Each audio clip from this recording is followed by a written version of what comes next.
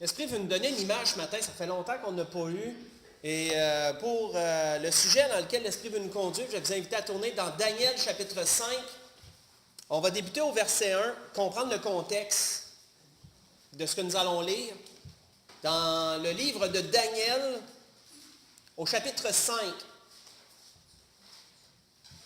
Alors l'Esprit va nous donner de voir une image ce matin, une grande représentation spirituelle à travers cette image-là, qui peut s'appliquer à nos vies, qui s'applique à nos vies, même je dirais, bien comprendre ces choses. Donc, on lit le contexte dans Daniel 5, on sait que Daniel était parmi les captifs qui avaient été amenés par le roi Nabuchodonosor lorsqu'il a conquéri la ville de Jérusalem et le territoire de la Judée. Et on sait que lorsqu'il a conquéri surtout la ville de Jérusalem, la déportation s'est faite en plusieurs étapes. Il avait premièrement, dans un premier temps, pris tous les princes, les jeunes hommes qui semblaient avoir du potentiel, etc.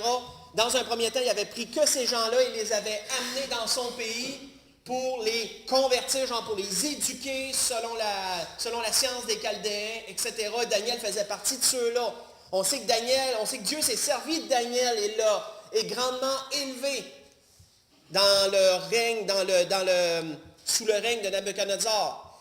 Il nous est dit, entre autres, le roi Belchazzar, qui est le fils de Nabuchodonosor. Nabuchodonosor est mort dans ce qu'on lit là, et c'est son fils Belchazzar qui avait pris le trône. Le roi Belchazzar donna un grand festin, assez grand au nombre de 1000, et il but du vin en leur présence. Belchazzar, quand il eut goûté au vin, fit apporter les vases d'or et d'argent que son père Nabuchodonosor avait enlevés du temple de Jérusalem, afin que les rois et ses grands, ses femmes et ses concubines s'en servent pour boire. Alors, on apporta les vases d'or qui avaient été enlevés du temple, de la maison de Dieu à Jérusalem, et le roi et ses grands, ses femmes et ses concubines s'en servirent pour boire.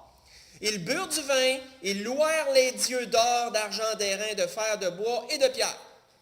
En ce moment, apparurent les doigts d'une main d'homme. Ils écrivirent en face du chandelier sur le sceau de la muraille du palais royal. Parce que ce temps-là, de la chaux, je ne sais pas si vous savez, c'est une poudre blanche. De la chaux, ça s'en servait souvent à l'époque pour désinfecter. Et à ce temps-là, les maisons n'étaient pas finies comme aujourd'hui, avec du gypse et toutes sortes de matériaux que les hommes ont inventés, qui sont propres. À ce temps-là, c'était directement sur la pierre, et parfois, pour désinfecter, ils mettaient de la chaux sur la pierre. Donc, on voit ici une main apparaître, écrire sur la chaux. Donc, on pouvait voir distinctement une écriture sur la chaux. Si vous mettez de la poudre blanche à terre, puis vous promenez votre doigt, vous allez voir que, clairement, vous pouvez voir quelque chose que vous allez pouvoir écrire. C'est un peu ça qui s'est passé. On voit que le roi vit cette extrémité de main qui écrivait, est-il dit à la fin du verset 5.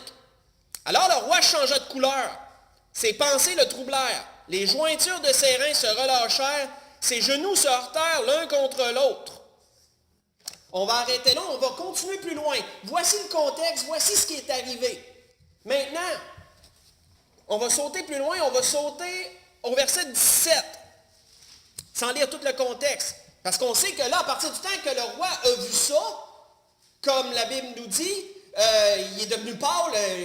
N'importe qui verrait une main apparaître et écrire sur un mur, je pense qu'on capoterait en bon québécois, mais c'est un peu ça qui, vraiment, là, tout le monde était saisi. Il a fait venir les magiciens, les grands, les astrologues, etc.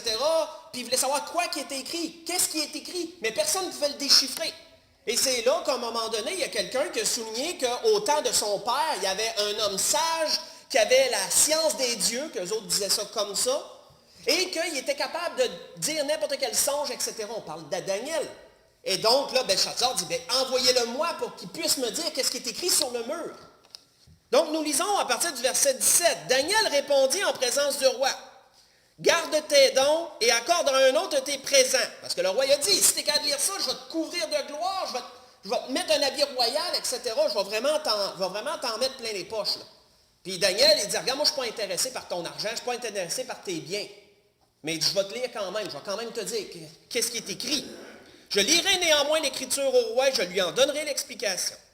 Ô roi, le Dieu suprême avait donné à Nabuchodonosor ton père l'empire, la grandeur, la gloire et la magnificence.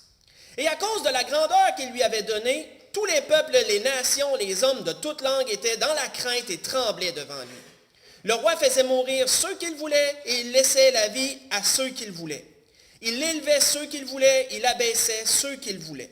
Mais lorsque son cœur s'éleva et que son esprit s'endurcit jusqu'à l'arrogance, il fut précipité de son trône royal et dépouillé de sa gloire. Il fut chassé au milieu des enfants des hommes, son cœur devint semblable à celui d'une bête et sa demeure fut avec les ânes sauvages. On lui donna comme au bœuf de l'herbe à manger, son corps fut trempé de la rosée du ciel, jusqu'à ce qu'il reconnaisse que le Dieu suprême domine sur le règne des hommes et qu'il le donne à qui il lui plaît. On voit que Daniel relate ici à son fils un épisode que son père a vécu où Dieu l'a grandement humilié pour ensuite le rétablir. Et nous savons que Nabuchodonosor a reconnu que l'Éternel était le seul vrai Dieu. Il dit, et toi, Belshazzar, son fils, tu n'as pas humilié ton cœur, quoique tu saches, toutes ces choses. Donc c'est sûr que son père, il a sûrement raconté cet épisode-là à son fils à un moment donné, comment il s'est élevé, puis comment que l'Éternel, le seul Dieu, l'a abaissé. Donc Belshazzar était au courant de toute cette histoire-là. Ce que Daniel lui a relaté, rien de nouveau pour lui. Il l'avait déjà entendu de son père, il le savait. Et Daniel dit, toi, tu n'as pas humilié ton cœur, par contre, comme ton père. Il dit, quoi que tu saches toutes ces choses. Tu t'es élevé contre le Seigneur des cieux. Les vases de sa maison ont été apportés devant toi. Vous vous en êtes servis pour boire du vin. Toi et tes grands, tes femmes et tes concubines. Tu as loué les dieux d'or, d'argent, d'airain, de fer, de bois et de pierre, qui ne voient point, qui n'entendent point, qui ne savent rien. Et tu n'as pas glorifié le Dieu qui a dans sa main ton souffle et toutes tes voix.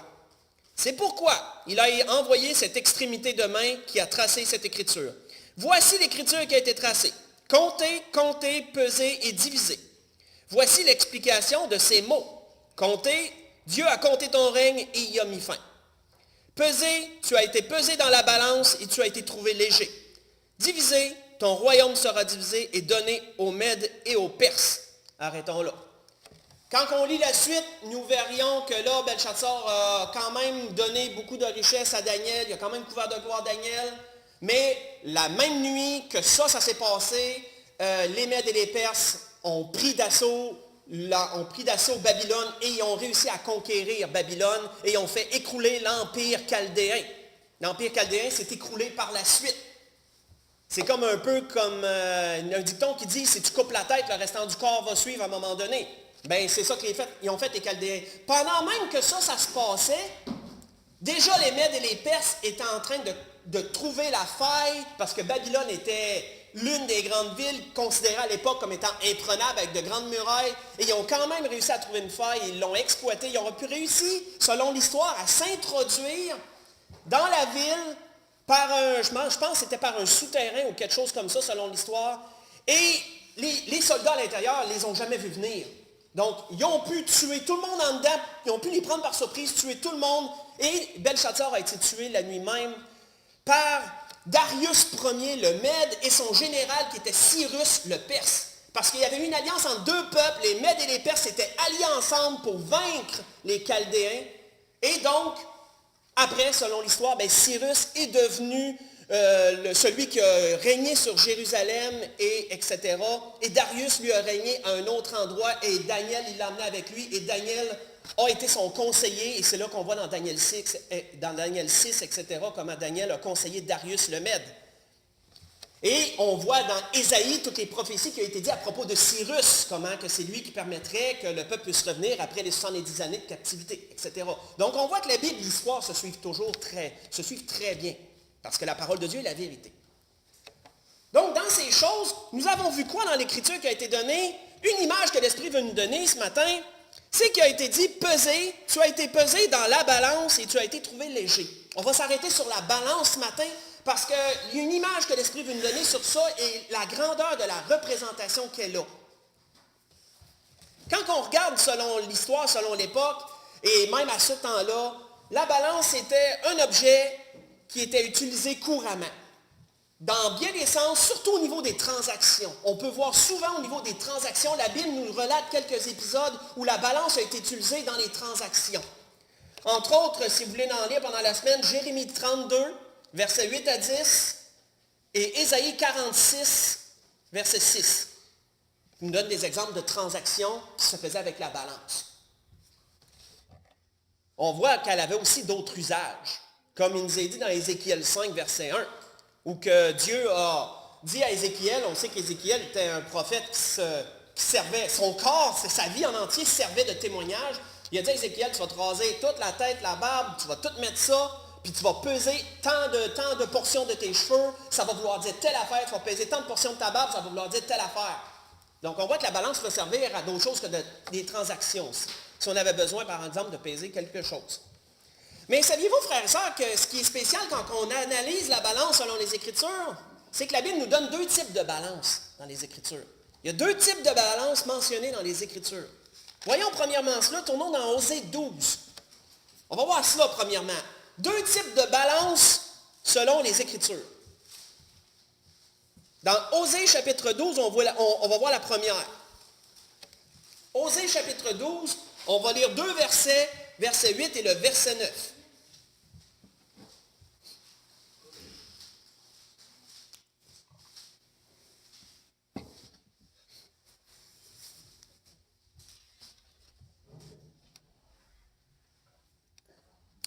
Il est dit, Éphraïm est un marchand qui a dans sa main des balances fausses. Il aime à tromper. Et Éphraïm dit, à la vérité, je me suis enrichi, j'ai acquis de la fortune, mais c'est entièrement le produit de mon travail, on ne trouvera chez moi aucune iniquité, rien qui ne soit un crime. Arrêtons là. Prophétie selon Osée, Éphraïm représentait Israël à ce temps-là. Et Dieu accuse Israël. Et il lui dit quoi? Tu as dans ta main des balances fausses. Premier type de balance qui est mentionné selon ces Écritures, c'est la balance fausse. La balance fausse était utilisée à l'époque par ceux qui étaient des voleurs, ni plus ni moins.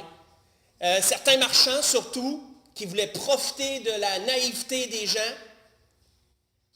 Ils utilisaient une balance qui avait été décalibrée volontairement pour donner un mauvais poids à l'avantage du vendeur. Elle avait été volontairement trafiquée à l'avantage du vendeur pour donner une fausse mesure. C'est pourquoi elle est appelée la balance fausse. Elle donnait des fausses données. On voit qu'il est mentionné aussi, pas besoin d'y tourner, je vais vous lire un autre endroit, c'est mentionné à quelques endroits dans les Écritures, ce type de balance. Il est dit, écoutez ceci, vous qui dévorez l'indigent, qui ruinez les malheureux du pays. Vous dites, quand la nouvelle lune sera-t-elle passée, afin que nous vendions du blé? Quand finira le sabbat, afin que nous ouvrions les greniers? Nous diminuerons les l'effort, nous augmenterons le prix, nous falsifierons les balances pour tromper, disait-il, nous falsifierons les balances pour tromper, nous achèterons les misérables pour de l'argent et le pauvre pour une paire de souliers, nous vendrons la criblure du froment et nous vendrons la criblure du froment. Ce que je vous ai lu, c'est dans Amos, chapitre 8. J'ai lu à partir du verset 4 jusqu'au verset 6. Il y en avait vraiment qui étaient croches dans le temps, là, au temps des Écritures. À quel point que Amos dévoilait le cœur de certains et la méchanceté de certains qui allaient juste à dire qu'ils allaient vendre la criblure. Vous savez, le crible, on en a déjà parlé, c'est un quadrillé de broche qui servait à trier le grain, le bon grain du mauvais grain. Le bon grain passerait à travers le crible, et le mauvais grain et qu'est-ce qui n'était pas bon restait sur le dessus. Ça s'appelle la criblure. C'est le résultat, autrement dit, c'est la criblure. Quand vous cherchez sur le dictionnaire, c'est quoi de la criblure? C'est ça. Et eux autres allaient jusqu'à dire, on va vendre le grain plus cher, on va tromper, on va fausser nos balances, on va vendre le grain plus cher, puis en plus, on va même vendre la criblure. On va même s'arranger pour vendre les restes. Puis les gens ont tellement faim qu'ils vont l'acheter. C'est vraiment croche-rare. La balance fausse. Premièrement, on voit que Salomon avait fait des proverbes sur ce type de balance. Il avait dit, entre autres, la balance fausse est en horreur à l'Éternel. On peut s'en douter. Dans Proverbe 11, verset 1, j'ai lu juste la première partie du verset 1. Il y aura une seconde partie. Donc, premier type de balance mentionné. Il y en a un autre aussi, un autre type de balance. Tournons dans Job. Dans Job, chapitre 31, on va voir un autre type de balance mentionné selon les Écritures. Et vous allez voir où l'Esprit veut nous mener avec tout ça. N'oubliez pas, c'est une image que l'Esprit nous dresse ce matin.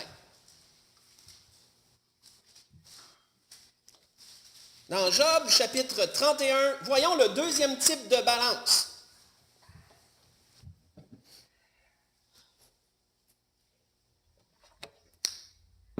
Donc, on lit à partir du verset 1.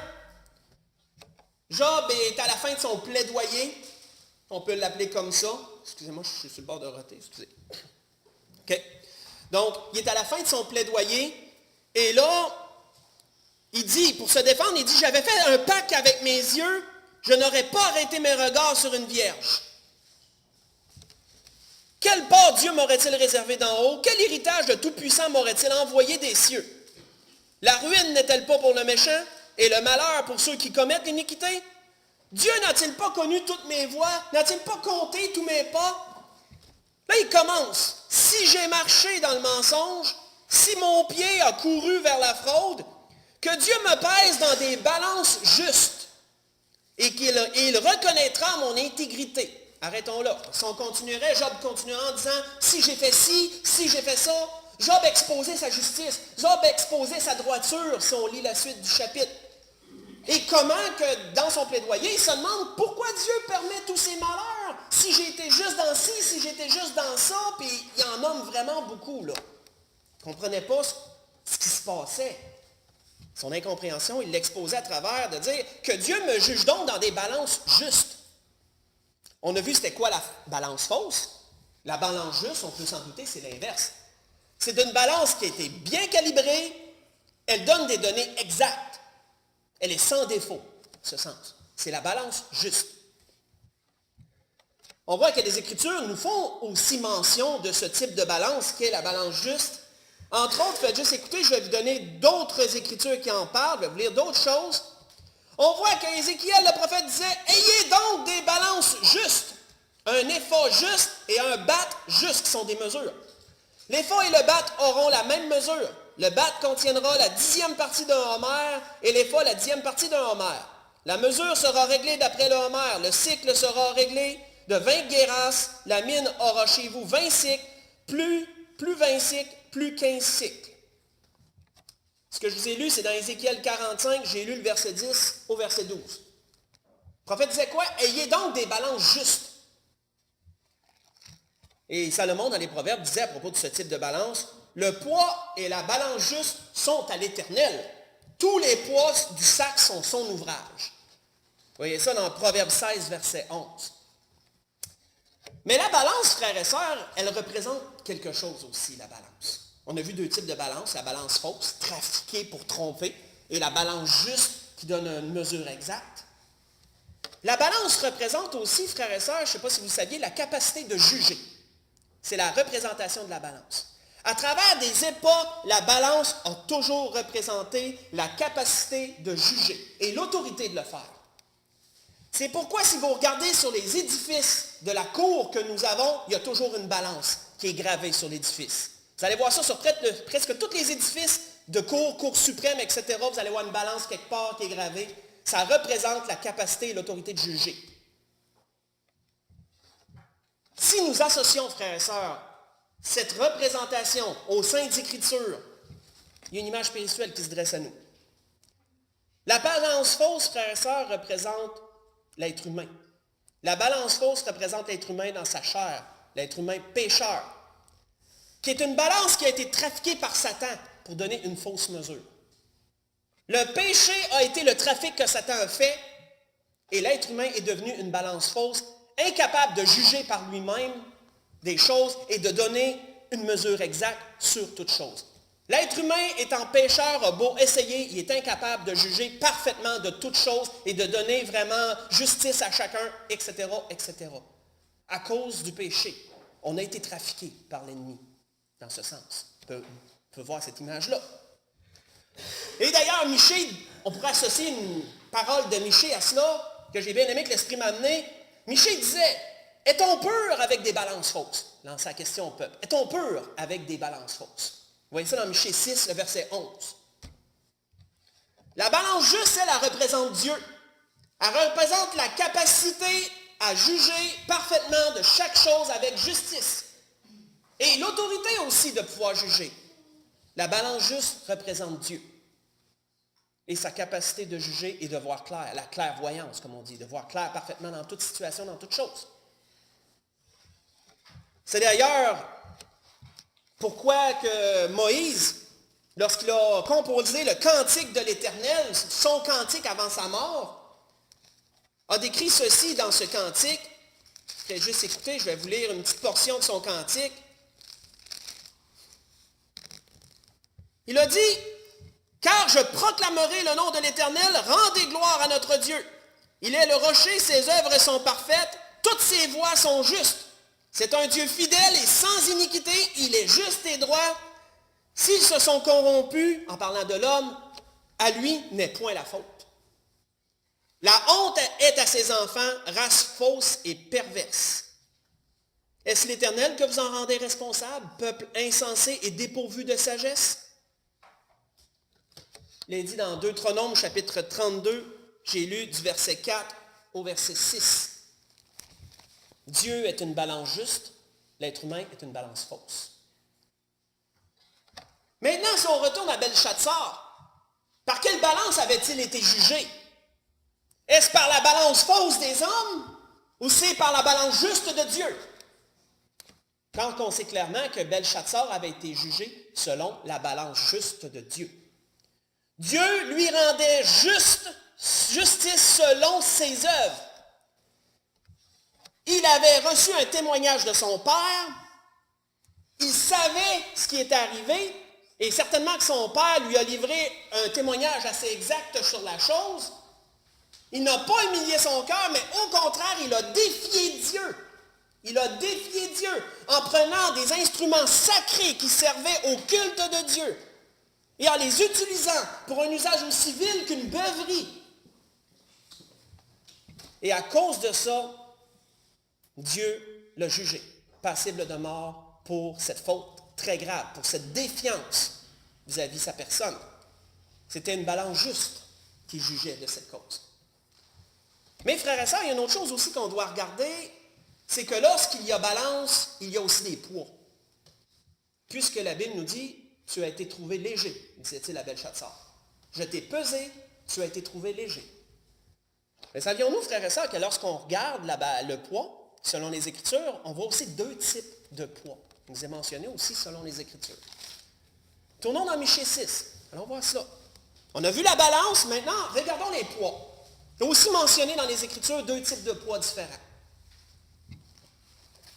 Dans Michée, chapitre 6. On va lire à partir du verset 9.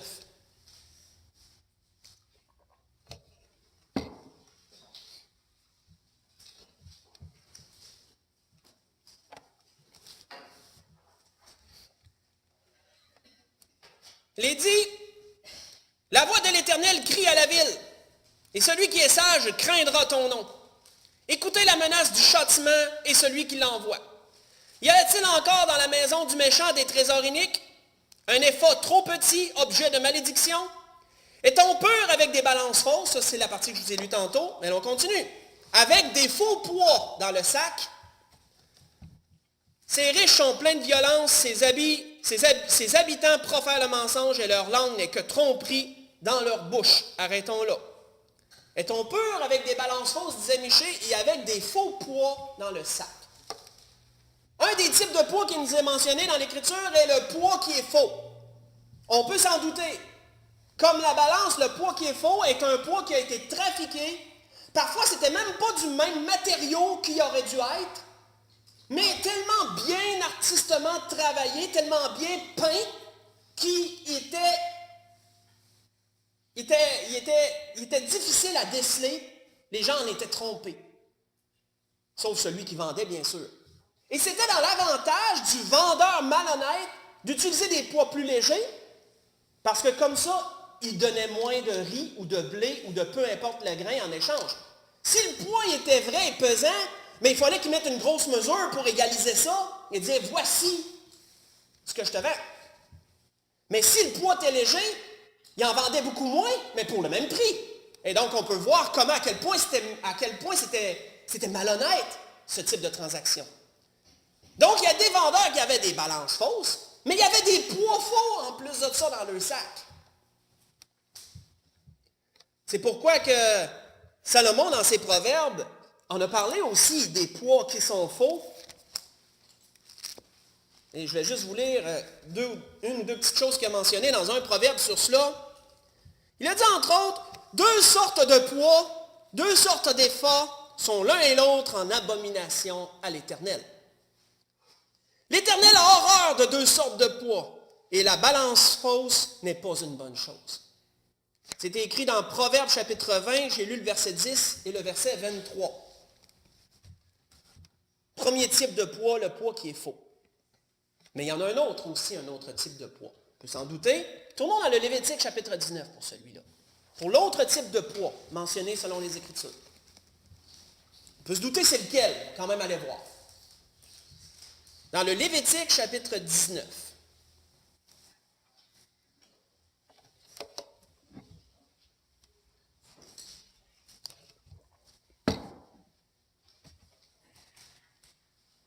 On va lire à partir du verset 32, dans le Lévitique chapitre 19. Commandement qui était donné dans la loi de Moïse de la part de l'Éternel, chose prescrite à suivre. Il a été dit, tu te lèveras devant les cheveux blancs, tu honoreras la personne du vieillard, tu craindras ton Dieu, je suis l'Éternel. Une parenthèse que je rouvre et que je referme, ça c'est encore aujourd'hui d'actualité en passant. Même si de plus en plus, on a tendance à moins honorer les personnes âgées, nous devrions encore le faire. Je ne crois pas que Dieu a changé en cours de route. La personne âgée mérite toujours un très grand respect. Ferme la parenthèse, on continue. Il est dit, si un étranger vient séjourner avec vous dans votre pays, vous ne l'opprimerez pas. Vous traiterez l'étranger en séjour parmi vous comme un indigène au milieu de vous. Vous l'aimerez comme vous-même, car vous avez été étranger dans le pays d'Égypte. Je suis l'Éternel votre Dieu. Et là, on embarque, et là, on rentre dans le sujet. Vous ne commettrez point ni d'iniquité, ni dans les jugements, ni dans les mesures de dimension, ni dans les poids, ni dans la mesure de capacité. Vous aurez des balances justes, des poids justes, des efforts justes, des injustes. Je suis l'Éternel votre Dieu qui vous a fait sortir du pays d'Égypte. Vous observerez mes lois et toutes mes ordonnances et vous les mettrez en pratique. Je suis l'Éternel. Vous avez mentionné quoi ici? Vous aurez des balances justes, mais vous aurez aussi des poids justes. On peut s'en douter, c'est quoi un poids juste?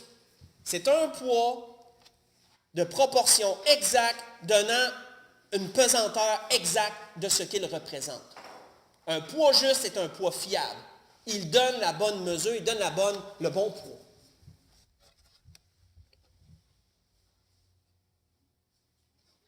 Si on retourne à l'histoire de Belchatsar, il nous a dit quoi à propos de Belchatsar? Dieu dit, tu as été pesé dans la balance juste, la balance de Dieu. Et tu as été trouvé léger. Le poids, frères et sœurs, selon les Écritures, représente les œuvres. Tu as été trouvé léger. Ça veut dire qu'il y avait un poids. Qu'est-ce qui a été trouvé léger? Ses œuvres. Ses œuvres représentaient le poids. Et il avait été trouvé léger. Les poids faux, frères et sœurs, sont les œuvres de la chair humaine. Les œuvres viles de la chair représentent les poids qui sont faux. Les poids qui sont vrais représentent les fruits de l'esprit. Les œuvres qui viennent de Dieu. Donc, on peut voir dépeindre devant nous une belle compréhension. La balance fausse, c'est l'être humain dans sa capacité de juger. Il est trompé à la base par le péché, il ne peut pas donner de mesure exacte sur les choses. Par lui-même, je parle. Le poids qui est faux, ce sont les œuvres de l'homme. L'homme par lui-même ne peut pas être juste devant Dieu. Son poids, il est faux, tout comme sa balance. Fondamentalement, frères et sœurs, l'être humain a besoin de Dieu. Il a besoin de Dieu pour que sa balance puisse être ajustée, pour que son poids puisse être vrai et bien proportionné. L'être humain a besoin de Dieu, fondamentalement. Parce que si par lui-même, il tente de donner des jugements, qu'est-ce que la Bible dit? Ne jugez point de peur de n'être jugé. Par toi-même, tu essaies de juger, Pense pas que tu vas pouvoir donner un bon jugement. Tu es faux. Fondamentalement, tu es faux à cause du péché. Tu as besoin de Dieu pour être juste. Et ton poids, pense pas que tes œuvres vont être meilleures parce que ton poids il est aussi faux que ta balance. Mais par la grâce de Dieu, ton poids peut devenir exact. Ton poids peut devenir juste, par contre. Frères et sœurs, cette compréhension, nous en avons besoin. Premièrement, pourquoi? Premièrement, pour nous-mêmes. On en a besoin pour nous-mêmes. Nous avons besoin, frères et sœurs, de cette compréhension, de cette image que l'Esprit nous donne ce matin, pour qu'on ne s'abuse pas nous-mêmes en pensant que de notre propre personne, nous sommes capables de assez bien raisonner pour donner des mesures justes sur les choses. On a besoin de l'avis de Dieu dans nos vies. On a besoin de son influence pour que notre balance puisse être calibrée, bien mesurer les choses. Tournons dans 1 Corinthiens 3. On va voir ce que l'apôtre Paul disait, puis on va l'associer à la balance et vous allez voir comment ça peut s'associer bien à ce que l'apôtre Paul disait dans 1 Corinthiens 3.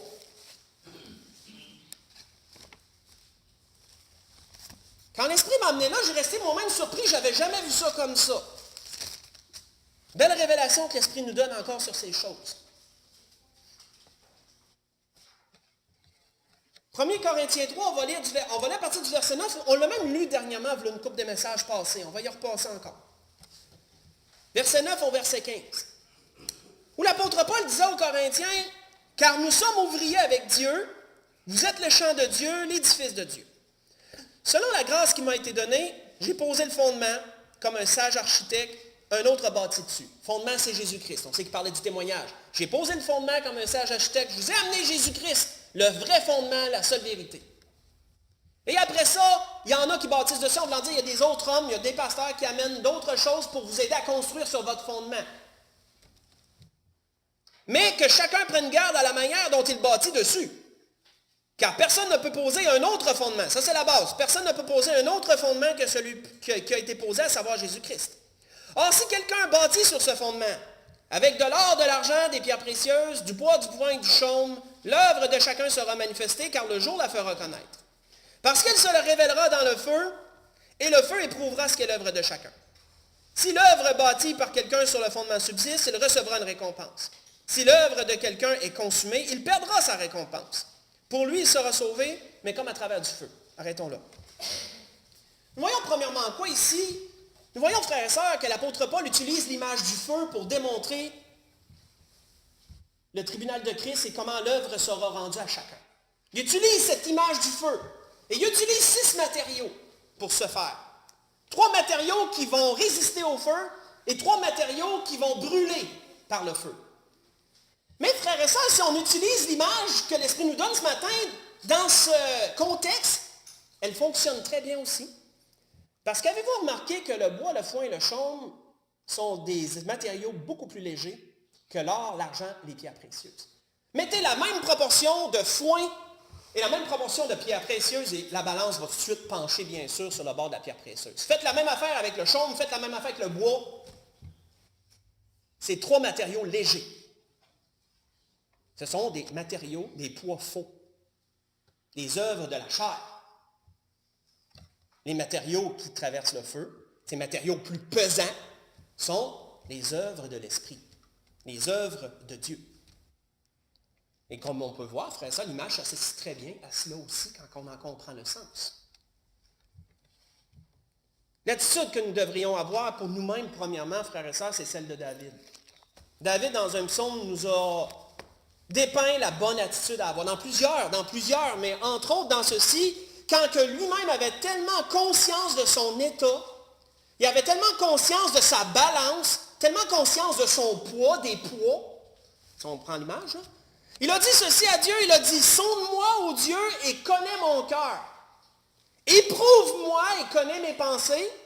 Regarde si je suis sur une mauvaise voie et conduis-moi sur la voie de l'éternité. » C'est-tu pas beau ça? Dans le psaume 139, versets 23 et verset 24. Et autrement dit, là, mon Dieu, tu le sais que ma balance est faussée. Donne-moi par ta capacité, permets-moi de pouvoir voir mieux les choses. Permets-moi que ma balance ajuste ma balance, en d'autres mots. Tu sais que mes poids sont faux. Par ta grâce, accorde-moi d'avoir des poids vrais, des poids justes, pour que lorsque tu vas me peser, que je puisse être pas trouvé léger, comme Belshazzar, hein? Pas être trouvé léger dans la balance, mais plutôt être trouvé bien proportionné, et pesant est encore mieux. Pesant est encore mieux. C'était ce que l'Esprit voulait nous donner ce matin, frères et sœurs, à propos de cette image. Mais on a vu qu'on avait besoin, premièrement, de cette image-là pour nous-mêmes. Avant de regarder les autres, le principe est toujours de se regarder soi-même. À la base, c'est toujours ça qu'on doit faire.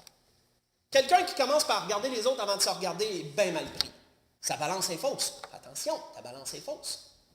Tu ne pourras pas donner une juste mesure. Mais si tu commences par te regarder, mais ça veut dire que tu veux que Dieu t'ajuste. Pour qu'ensuite tu puisses prendre une mesure vraie. Tu puisses donner peut-être une mesure plus juste lorsque tu regardes ailleurs qu'à toi-même.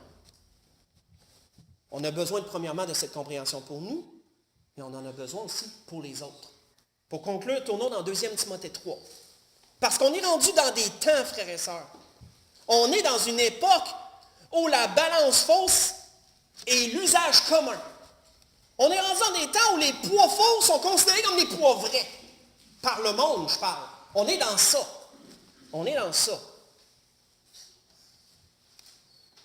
La pesanteur exacte des poids est remise en question et le poids qui est faux est considéré ayant la bonne mesure par le monde. La balance fausse est considérée comme celle qui donne des vraies données et la balance vraie est mise de côté. Si vous voyez toute l'image, là, on est là.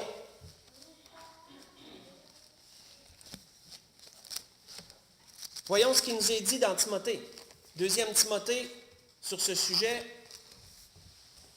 2 Timothée, chapitre 3, on va lire à partir du verset 1. « Et sache que dans les derniers jours, il y aura des temps difficiles, car les hommes seront égoïstes, amis de l'argent, fanfarons, hautains, blasphémateurs, rebelles à leurs parents, ingrats, irreligieux, insensibles, déloyaux, calomniateurs, intempérants, cruels, ennemis des gens de bien, traîtres, emportés, enflés d'orgueil, aimant le plaisir plus que Dieu, ayant, et là arrêtons-nous, ayant l'apparence de la piété, mais reniant ce qui en fait la force.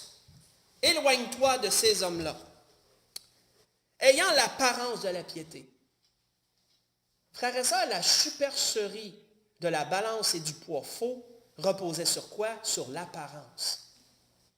La balance fausse devait avoir l'apparence d'une balance vraie, pour pas que le vendeur malhonnête se fasse pogner la main dans le sac, comme on dit.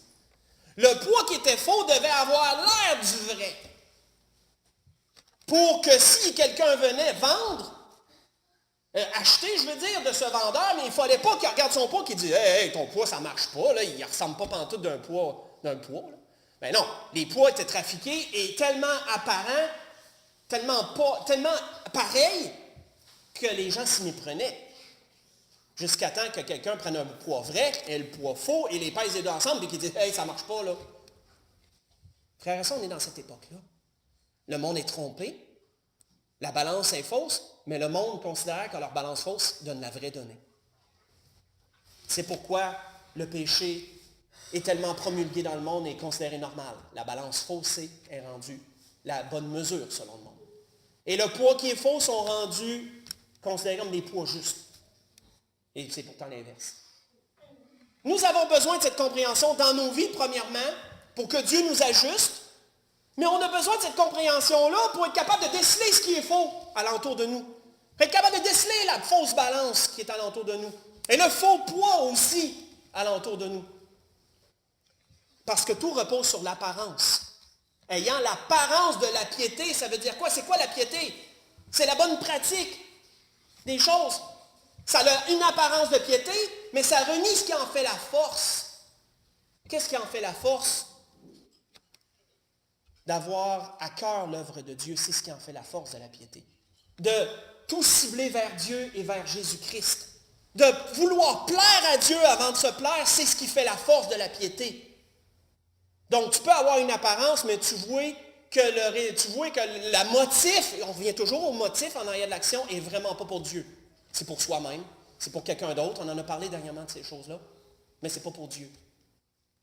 Apparence de piété, mais renie ce qui en fait la force. on voit qu'il est dit dans un autre endroit pour conclure complètement sur ce sujet. Toujours à propos des apparences, il est dit à un autre endroit aux Colossiens, pas besoin d'y tourner, l'apôtre Paul leur disait que personne sous une apparence d'humilité et par un culte des anges vous ravisse à son gré du prix de la course. Tandis qu'il s'abandonne à ses visions, il est enflé d'un vain orgueil et par ses pensées charnelles. Apparence d'humilité. On a vu dernièrement, ma femme regardait ça, je n'avais jamais entendu parler de ce groupe-là, un reportage de JE. Mais c'était quoi donc le groupe? Je m'excuse d'interrompre. Catherine, c'est quoi le groupe qu'on a vu? Tu t'en souviens pas? C'est un genre de gars qui se dit prophète puis qui se dit inspiré des anges pour apporter l'amour. Ça a passé dernièrement sur JE, s'il y en a qui l'ont écouté, mais je ne me souviens pas du nom de la secte en question. Ça vient de France, ça s'est implanté un peu au Canada, et là, il essaie d'étendre comme de raison. C'est exactement ce qui est écrit ici. Quand il a été interviewé par JE, le gars disait, mais moi je ne suis qu'un homme d'amour, moi j'apporte l'amour au monde, je prêche l'amour. À coût de centaines de milliers de dollars, tous ceux qui sont là doivent payer pour suivre des cours, etc., etc.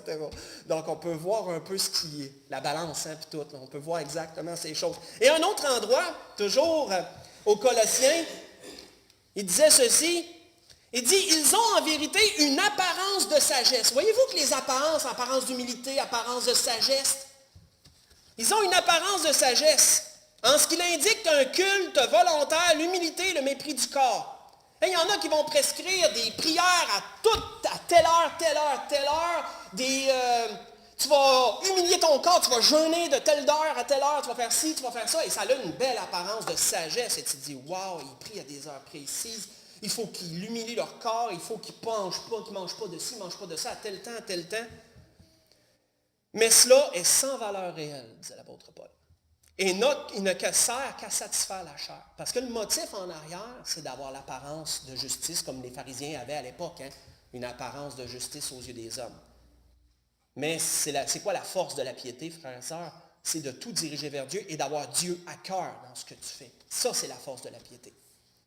Alors, frères et sœurs, la grâce que je vous souhaite à tous, que nous puissions prendre ce que l'Esprit nous a donné ce matin sur la balance et le poids. Premièrement, l'appliquer à nous-mêmes, bien sûr. Demandez à Dieu d'ajuster notre balance. Demandez à Dieu de régler notre poids. Afin que ce ne soit pas les œuvres de la chair, comme dans Galates chapitre 5, verset 17, je crois, qui est donné, mais que ce soit plutôt les fruits de l'esprit qui en dégagent, le poids faux et le poids vrai, que ce soit le poids vrai qui s'en dégage. Et lorsque notre balance et notre poids est bien ajusté, on regarde autour de nous, puis Dieu nous donne d'être capable de déceler la fausse balance dans le monde. Ce que le monde utilise, la fausse balance et le faux poids aussi, que plusieurs prêchent. Que nous puissions avoir cette clairvoyance, que Dieu nous accorde cette lumière. On peut se lever pour le dernier cantique.